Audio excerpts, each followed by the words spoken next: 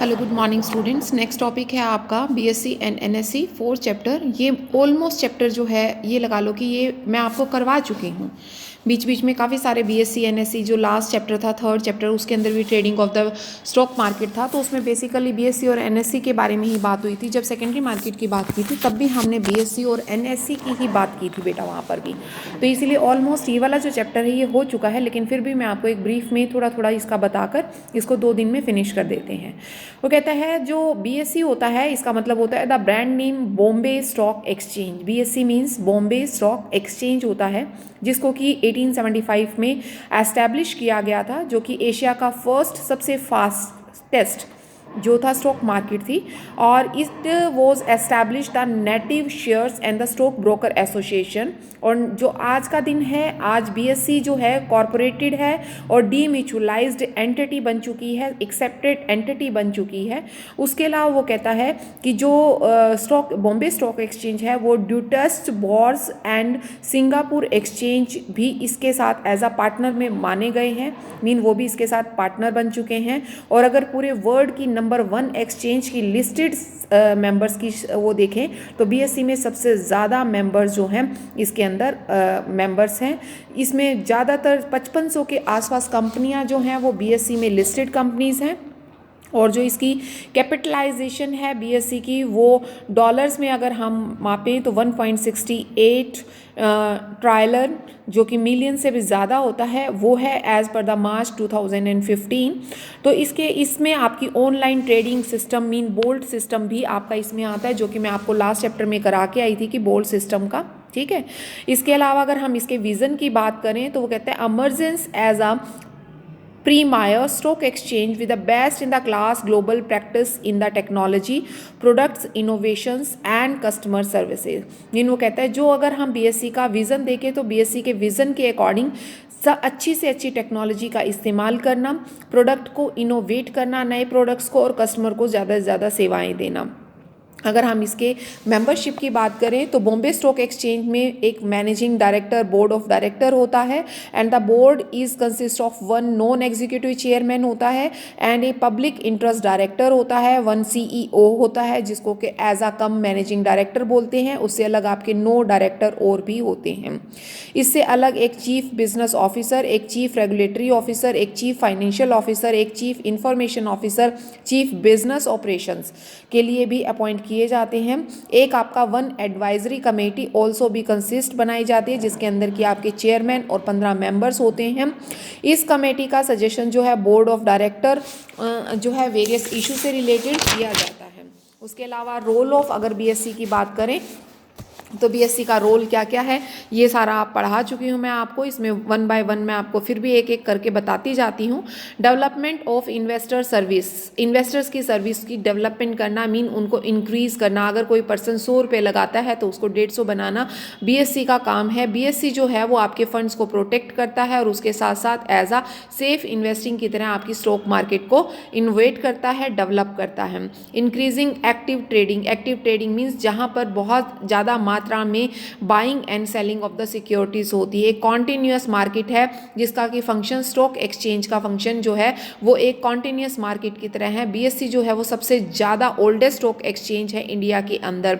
इसके अंदर जो वो कहता है increase of the trading markets वगैरह है, ये नेटिव लॉन्च और द मोबाइल ट्रेडिंग वगैरह है वो भी इसके अंदर की जाती है।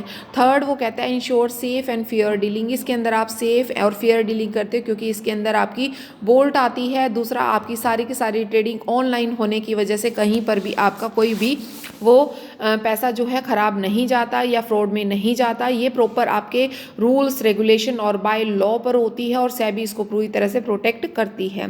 प्रोवाइड एडुकेट लिक्विडिटी भी होती है जब चाहें आप, क्योंकि इसमें मोर देन 5500 कंपनीज जो होती हैं पार्टिसिपेटिंग होती हैं, मेंबर्स हैं। और इतनी कंपनियां होने के बाद लिक्विडिटी अपने आप से जो होती है बन जाती है और लिक्विडिटी ऑक्यूपाई होती है एक सेंट्रल प्लेस जो है evaluating the efficiency of exchange को, ठीक है। तो इसलिए एक जो स्मॉल बिजनेस कम्स होते हैं, बैकबोन है इकोनॉमी के लिए आपकी बीएससी। उसके अलावा डिसएमिनेशंस ऑफ इंफॉर्मेशन, जो आपकी इंफॉर्मेशन नेसेसरी इंफॉर्मेशंस होती हैं अलग अलग पार्टीज़ के इंटरेस्ट की, उसको भी पब्लिश करने में, उसको भी एजुकेटेड जो इन्वेस्टर्स होते हैं उनके लिए काफ़ी हेल्पफुल होता है। जितनी भी आपकी एक्स्ट्रा की इन्फॉर्मेशंस होती हैं वो सारी इन्फॉर्मेशंस आपके पास तक पहुंचा देता है। उसके अलावा इंटरनेशनल लिस्टिंग कॉरपोरेशंस में भी काफ़ी हेल्प करता है। जितने भी आपके एग्रीमेंट होते हैं डक वगैरह से, बॉर्ड्स वगैरह या इंटरनेशनलाइज्ड बिजनेस वगैरह से, सिंगापुर वगैरह से, वो भी आपके इसके अंदर पार्टनर्स बन चुके हैं। स्विफ्ट नेटवर्क भी आपका इसके अंदर काम करता है। स्विफ्ट नेक्स्ट जो बीएससी है, फर्स्ट एक्सचेंज जो है इंडिया की, वो शिफ्ट से कनेक्टेड है। शिफ्ट जो है वो नेटवर्क जो है ग्लोबल बैंकिंग से और मार्केट इंफ्रास्ट्रक्चर से है। बीएससी जो है वो प्रोवाइड करती है कॉरपोरेट एक्शंस आईएसओ में, ठीक है, फॉर्मेट वगैरह में MT56 मेंबर्स के थ्रू, ठीक है। इसीलिए शिफ्ट का भी ये एक अच्छा नेटवर्क जो है आपकी बीएससी में हेल्पफुल है। बारोमीटर्स ऑफ द इकोनॉमी, जो बीएससी है, सेंसेक्स जो है वो ट्रेंड इंडिकेट्स करता रहता है। एक लाइन जो मैंने आपको बताई थी कि आपके न्यूज़ के नीचे लाइन चलती रहती है, तो वो आपके इस ट्रेंड्स को भी शो करती है। उसके बाद इन्वेस्टमेंट प्रोटेक्शंस, आपको पता ही है बीएससी जो है वो एक बिल्कुल ही लीगलाइज्ड और सेबी गाइडलाइंस, रूल, रेगुलेशन और बाय लॉ पर बनी हुई है। इसीलिए इसमें कहीं पर भी फ्रॉड के केसेस नहीं होते। इसलिए इन्वेस्टर्स प्रोटेक्शंस और उसके साथ साथ इन्वेस्टर प्रियोरिटीज़ को भी ध्यान में रखती है। इन्वेस्टर्स क्या चाहते हैं उनको प्रोवाइड करती है baskets of different kinds of securities.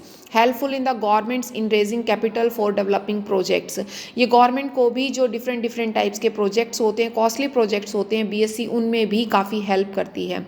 अब बात आती है लिस्टिंग ऑफ बीएससी, ये मैं आपको करा चुकी हूँ बेटा, इसे आप खुद पढ़ेंगे, आईपीओ और एफपीओ, ठीक है। इसके अंदर वही चीज़ है कि जो मिनिमम अप पेड अप, ये आपका फर्स्ट चैप्टर में मैंने करवाया था, वहाँ से आप उसको उठा लेंगे। डायरेक्ट लिस्टिंग वगैरह ये सारी चीज़ें मैं आपको करवा चुकी हूँ कि डायरेक्ट लिस्टिंग में कितनी कैपिटल की रिक्वायरमेंट है, वो आपकी है 1 करोड़ से लेके minimum of the worth of 3 crore तक है। प्रॉफिट मेकिंग ट्रैक रिकॉर्ड्स क्या हैं, लिस्टिंग ट्रैक रिकॉर्ड्स क्या हैं, ये पब्लिक शेयर होल्डिंग, ये सब कुछ मैं आपको यहाँ पर नहीं कराऊंगी क्योंकि ये सब कुछ आप कर चुके हैं।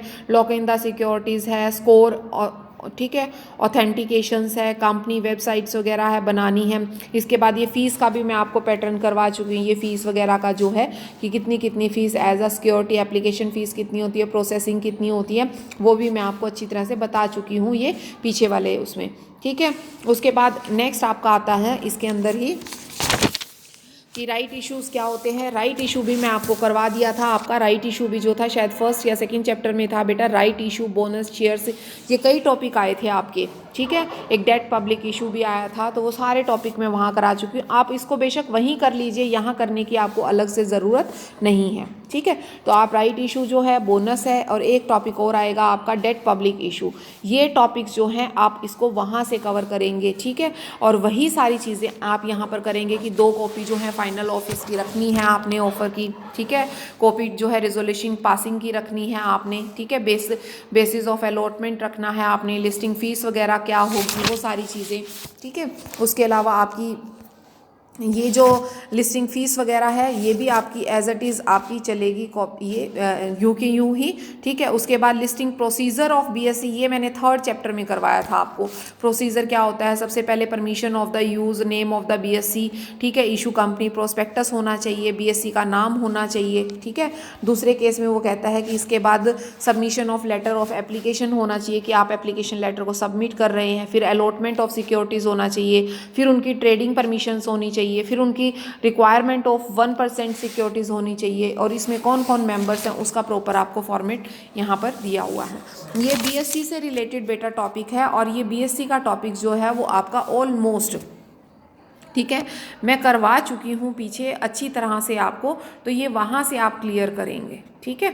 तो ये बीएससी जो है आपका पेज नंबर ये लगा लो कि पेज नंबर 107 तक, यहाँ तक आपका बीएससी का टॉपिक है। इस बीएससी के टॉपिक को आप यहाँ तक कंप्लीट कर रखेंगे। कल इससे रिलेटेड मैं आपसे क्वेश्चंस भी पूछूंगी, आपने क्वेश्चंस के आंसर भी देने हैं मुझे, और उसके बाद मैं आपको करवाऊंगी नेक्स्ट टॉपिक जो आपका है एनएससी का। इस एनएससी के टॉपिक को स्टार्ट करेंगे, ठीक है। तो कोई भी अगर प्रॉब्लम फिर भी आती है बेटा आप लोगों को, तो आप पर्सनल नंबर पर कॉन्टेक्ट कर कर पूछ सकते हैं कि मैडम इसमें ये चीज़ है और इसमें ये चीज़ दी हुई है। अदरवाइज़ हर चीज़ कॉमन है बेटा इसमें। अगर आप नेटवर्थ को देखेंगे, मिनिमम जो आपकी सिक्योरिटी डिपॉजिट है, लिमिट ट्रेडिंग्स है, या करंट जो आपके प्रोफेशनल क्लियरिंग मेंबर्स हैं, या फिर आप ये लगा लो ट्रेडिंग कम क्लियरेंस मेंबर्स वगैरह हैं, या ट्रेडिंग मेंबर्स वगैरह हैं, तो वो सारी चीज़ें आपको गिवन हैं इसके अंदर। वो आप जैसे ही पढ़ोगे, देखो ये चीज़ें जो हैं ये क्रैमिंग की हैं, ये रट्टे की हैं बेटा। ये चीज़ें आपको लर्न करनी पड़ेंगी कि मिनिमम सिक्योरिटी कितनी होनी चाहिए, ठीक है, आपकी नेटवर्थ कितनी होनी चाहिए, ट्रेडिंग कम जो क्लियरिंग मेंबर्स होते हैं, TCM मेंबर्स होते या SCM मेंबर्स जो आते हैं आपके, तो वो कहते हैं उसमें आपकी सिक्योरिटीज़ कितनी होनी चाहिए, LLP में सिक्योरिटीज़ कितनी होनी चाहिए, ठीक है, TCM में कितनी होनी चाहिए, SCM में कितनी होनी चाहिए।